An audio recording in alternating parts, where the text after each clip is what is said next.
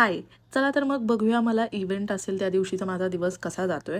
मी आणि माझा दादा आम्ही दोघं सकाळी लवकर बाहेर पडलो होतो. सो आम्हाला बिलकुल एनर्जी नव्हती म्हणून आम्ही कॉफी घेतली. त्याच्यानंतर डिरेक्टली आम्ही व्हेन्यूवरती गेलो. खूप भयंकर ऊन होतं आणि मी उन्हामध्ये 4 तास उभी होते.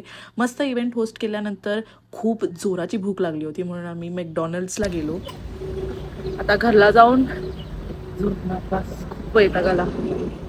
तिकडून घरी आल्यावरती मी डिरेक्टली AC लावून मस्त नॅप घेतला आणि मला खरंच खूप भारी वाटत होतं. आणि उठल्यानंतर मला अजिबात वाटलं नव्हतं की मला इतका भारी सनसेट बघायला मिळेल.